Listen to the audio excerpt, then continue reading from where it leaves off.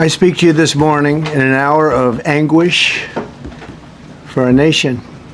Just before 9 p.m. last night, an American Airlines regional jet carrying 60 passengers and 4 crew collided with an Army Black Hawk helicopter carrying 3 military service members over the Potomac River in Washington, D.C., while on final approach to Reagan National Airport.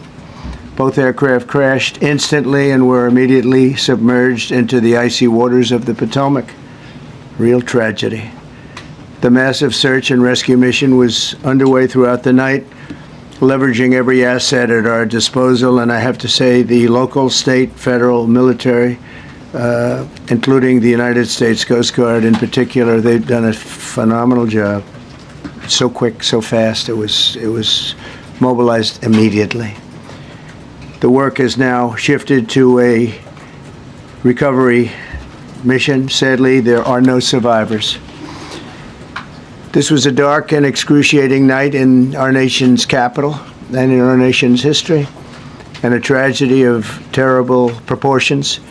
As one nation, we grieve for every precious soul that has been taken from us so suddenly, and we are a country of we are in mourning. This is really shaken a lot of people, including people, very sadly, from other nations who were on the flight. For the family members back in Wichita, Kansas, here in Washington, D.C., and throughout the United States and in Russia, we have a Russia contingent of very talented people. Unfortunately, were on that plane. Very, very, very sorry about that. Whose loved ones were aboard the passenger jet. We can only begin to imagine the agony that you're all feeling. Nothing worse. On behalf of the First Lady, myself, and 340 million Americans, our hearts are shattered alongside yours, and our prayers are with you now and in the days to come. We'll be working very, very diligently in the days to come. We're here for you to wipe away the tears and to offer you our devotion, our love, and our support. There's great support.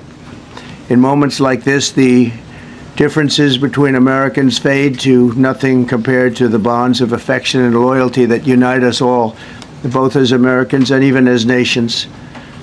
We are one family, and today we are all heartbroken. We're all searching for answers. That icy, icy Potomac, it was a cold, cold night, cold water. We're all overcome with the grief for many who have so tragically perished, will no longer be with us. Together we take solace in the knowledge that their journey ended not in the cold waters of the Potomac, but in the warm embrace of a loving God.